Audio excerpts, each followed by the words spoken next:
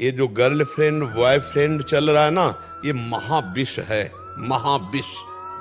पति के समर्थ होते हुए भी दूसरे पुरुष के साथ पत्नी जा रही, पत्नी सुंदर है, व्यवस्थित स्वभाव वाली है, और पुरुष दूसरी स्त्री से प्यार कर रहा है, वो दूसरी स्त्री के पास जा रहा है। अब ये सब क्या है?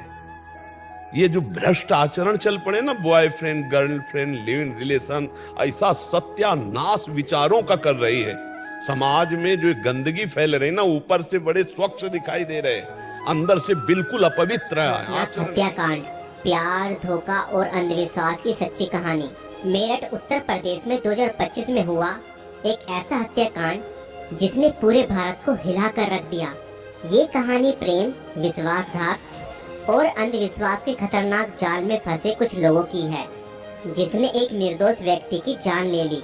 इस केस में प्रेमिका ने अपने प्रेमी के साथ मिलकर अपने पति को मौत के घाट उतार दिया और उसके शव को 15 टुकड़ों में काटकर एक ड्रम में भर दिया और उसके अंदर सीमेंट डाल दिया। मगर चलिए इस कहानी को शुरुआत से देखते हैं। 2016 में मेरठ निवासी सौरभ राजपूत की मुलाकात मुस्कान रस्तोगी से हुई। दोनों के बीच प्रेम हुआ और कुछ सालों बाद उन्होंने शादी कर ली। लेकिन यह शादी सौरभ के परिवार को पसंद नहीं आई, क्योंकि मुस्कान एक अलग जाति से थी। इसके बावजूद दोनों ने अपने रिश्ते को मजबूत बनाए रखा। सौरभ मर्चेंट नेवी में जॉब करते थे और लंदन में पोस्टेड थे। शादी के कुछ समय बाद सौरभ लंदन चले गए, जबकि मुस्कान अपनी बेटी के साथ मेरठ में रहने लगी। इस दौरान उनकी जिंदगी में एक तीसरा व्यक्ति साहिल शुक्ला आया, जो मुस्कान को पहले से ही जानता था। सौरभ के लंदन में रहने के कारण मुस्कान की नजदीकियां साहिल से बढ़ने लगी। साहिल, जो पहले से ही मुस्कान को पसंद करता था, अब खुलकर उसके साथ वक्त बिताने लगा। मुस्कान ने उसे यह यकीन दिला दिया कि वह अपने पति के साथ खुश नहीं है और वह साहिल से सच्चा प्यार करती है। साहिल शुक्ला अंधविश्वासी प्रवृत्ति का था और आत्माओं, तंत्र मंत्र जैसी चीजों में विश्वास करता था। मुस्कान ने इस बात का फायदा उठाते हुए उसके लिए स्नैपचैट पर एक फर्जी अकाउंट बनाया, जिससे वह साहिल शुक्ला की मरी हुई मां के नाम से चैट करती थी।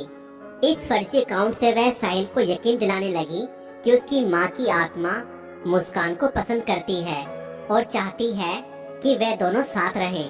धीरे धीरे साहिल पूरी तरह से मुस्कान की बातों में फंस गया। मुस्कान ने उसे यह विश्वास दिलाया कि अगर वह उसके पति सौरभ को रास्ते से हटा दे तो वो दोनों एक साथ रह सकते हैं। साहिल अब पूरी तरह से मुस्कान के इशारों पर नाचने लगा था। मुस्कान और साहिल ने मिलकर सौरभ को मारने की साजिश रची। 4 मार्च 2025 को जब सौरभ लंदन से मेरठ अपनी पत्नी और बेटी से मिलने आया, तब मुस्कान ने सौरभ की फेवरेट सब्जी कोफ्तों में बेहोशी की दवाई मिलाकर खिला दी।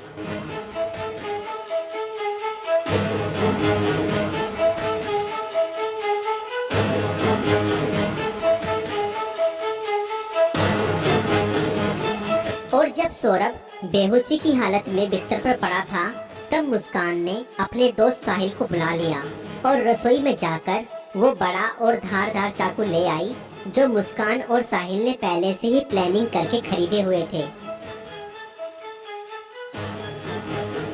और करीब 20 मिनट तक साहिल ने मुस्कान को बताया कि कैसे उसे अपने पति का वध करना है।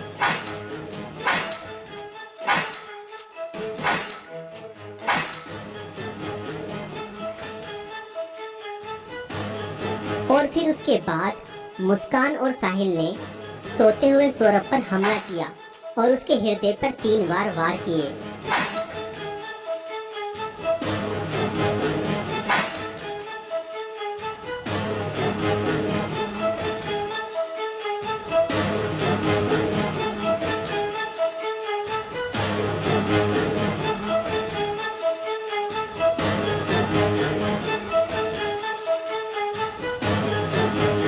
और घर में पड़े कूलर को भी ऑन कर दिया ताकि उसकी आवाज किसी को भी न सुनाई दे। जब उन्होंने सौरभ को खत्म कर दिया, उसके बाद वह उसकी बॉडी को बाथरूम में ले गए।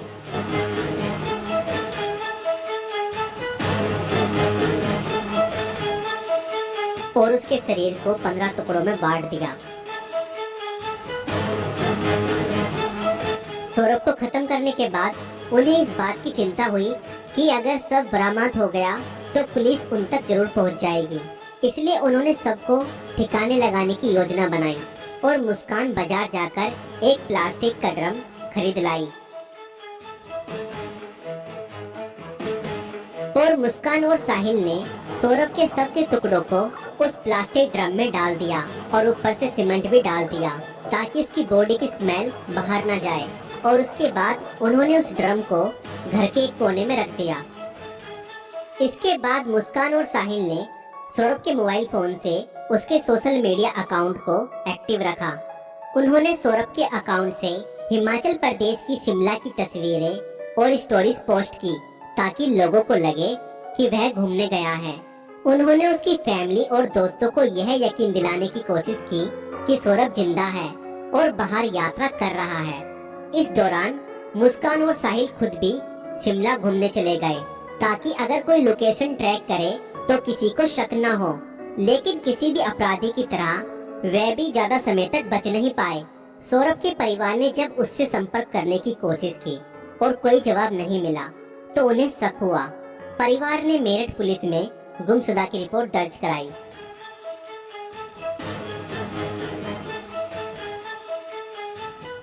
और इसी बीच मुस्कान ने अपने माता पिता को बताया कि शायद सौरभ का मर्डर हुआ है और उसके घर वालों ने ही उसका मर्डर किया है। मगर मुस्कान के पिता ने कहा, नहीं बेटा, किसी के भी घर वाले कितना ही नाराज हो जाएं तो भी ऐसा कदम अपने बेटे के लिए नहीं उठा सकते। बेटा, मुझे सच सच बताओ, सौरभ कहाँ है? मुझे सच्चाई बताओ, मैं किसी से कुछ नहीं कहूँगा। और तब मुस्कान ने अपने पिता को बताया कि उसने और साहिल ने मिलकर सौरभ को खत्म कर दिया है। और इतना सुनते ही मुस्कान के पिता ने पुलिस को सारी खबर बता दी।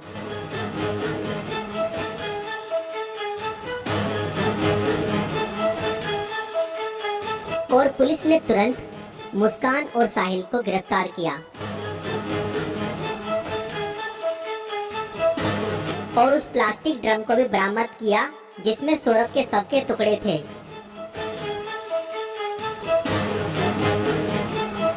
उस प्लास्टिक ड्रम को काटा गया और सौरभ के शरीर के टुकड़ों को बरामद किया गया।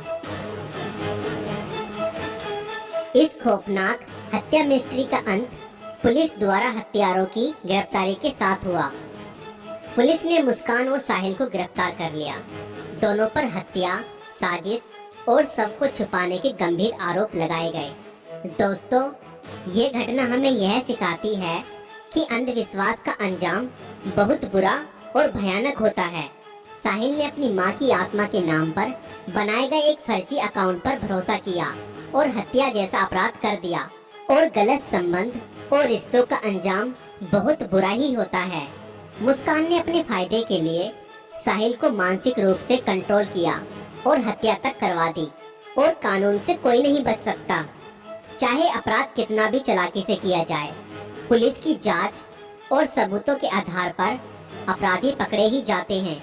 इसलिए रिश्ते सोच समझकर बनाएं और जीवन साथी चुनने से पहले सामने वाला मानसिक रूप से कैसा व्यक्ति है यह जानने की कोशिश करें। साथी चुनते समय सूरत पर नहीं, सीरत पर ध्यान दें। इस वीडियो को बनाने का उद्देश्य संसार में बढ़ रही बुराइयों से अवगत कराना है। दोस्तों, आपकी इस वीडियो को लेकर क्या राय है हमें कमेंट्स में जरूर बताएं। और ऐसी और वीडियो देखने के लिए हमारे YouTube चैनल को सब्सक्राइब जरूर करें। प्राय घुमा करके यही सबको कहते हैं, भैया ये बॉयफ्रेंड गर्लफ्रेंड और यो लिव इन रिलेशन दुनिया के जो नौटंकी चली है इससे बच जाओ। ये बहुत ही बेविचार दोस्त को बढ़ावा देने वाली बात है।